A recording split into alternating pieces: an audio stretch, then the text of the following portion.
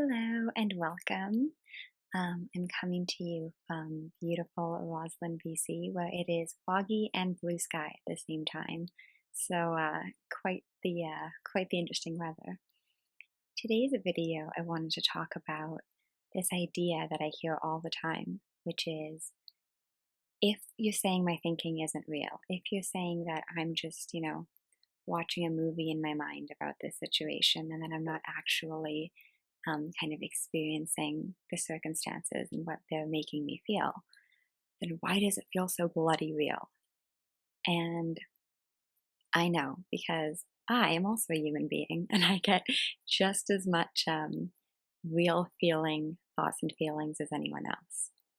And I get it because you're hearing me and other people say, oh, it's thought, it's not real. And you're like, I don't see that because it really, really feels real. I feel it in my body. I experience it as though it's happening, and I get it, because me too. But that is why understanding is so important. And if you've read my book, if you've read my blogs, if you have any kind of prior knowledge of me, you know that I'm always harping on understanding. And you're probably going to get sick of hearing it.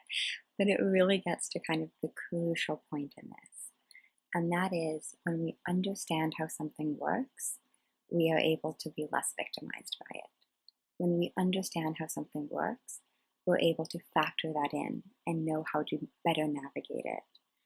And so today's video, I really wanted to talk about the role of consciousness because consciousness is what is responsible for making things feel so real, even when they're illusions. And consciousness is likened to the best special effects department imaginable.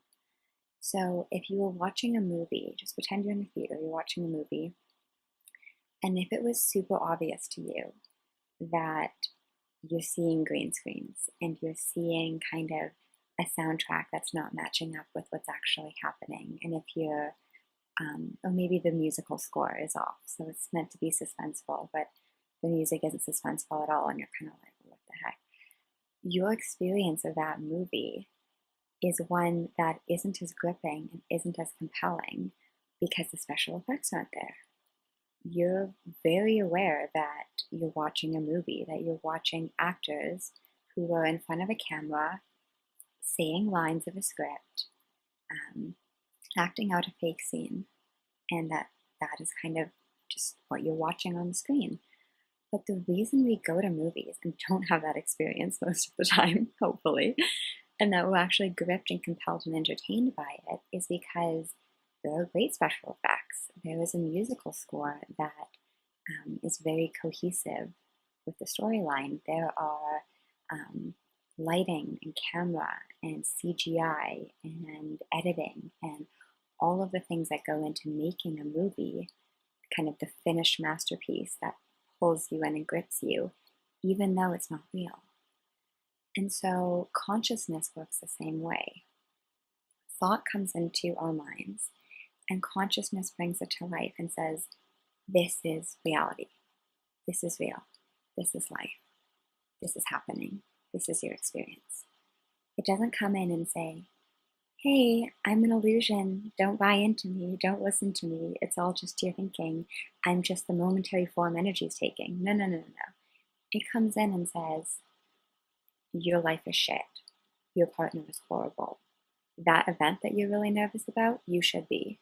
And it comes in and it gives us the experience such that we are now living in a reality that that event is nerve-wracking and that partner is shitty and that thing in our life that looks really hard and difficult feels like it's really hard and difficult. It doesn't feel like we're having hard and difficult thinking about a completely neutral event. And so this is why I always go back to the role of understanding, because every single human being on earth, me, you, every single person that we know and have ever known and will ever know, works the same way, because that's how the system works. So it's not about like, oh, well, how can I make my thinking feel less real? You can't get out of the system. Like consciousness because it's the way things work universally for all of us, is going to bring all of our thinking to life from it always has been and it always will do that because that's just what happens. That's how we are designed as human beings. And so when we know that, yes, it looks real, yes, it feels real, yes, it has all of the kind of makings of reality. Yes, it's a really, really, really, really compelling movie, but it's a movie. It gives us that certain level of comfort and that certain level of, I don't even want to use the word immunity because it's not even that, but it gives us that kind of that distance so that it's like, yes, it feels real, but I know I don't have to take this too seriously. Yes, right now it feels like that person is an absolute piece of shit, but I know that there's some wiggle room there. I know that I didn't feel that about them yesterday, and I might not feel that about them tomorrow, because it's only when I have thinking that says that person is a piece of shit that consciousness then brings it to life such that my reality in that moment is that person is a piece of shit. And so when we start to kind of get hip to how the system works and see like, okay, it's designed to feel real. It isn't a problem that my thinking feels real. It isn't a problem that I get so compelled by it. It isn't a problem that things that I think become my reality and therefore become kind of this solid, impenetrable kind of illusion that I'm living in. It's like, no, that's how it is for all of us all the time. But knowing that the illusion will look solid, knowing that the illusion will look impenetrable, knowing that the illusion will kind of make it seem like our lives are changing when really it's just different thinking is being brought to life within us, is going to be what makes all the difference. And for me personally, this was huge because after being chronically anxious for so many years, I was so convinced that the thinking that I was having that said that basically everything in my life was horrible and I should be fearful and I have to keep it all together and kind of, always be working and striving to have a better, happier, easier life. When I saw that, like, wait a minute, that isn't true. Like, yeah, it feels really true. Obviously, that's why I fell for it for those like 8 or 9 years of my life. But you're telling me that that's not actually true. That's just that thinking comes into consciousness, gets brought to life as the most compelling movie, and I didn't know that I was watching a movie. That changes everything.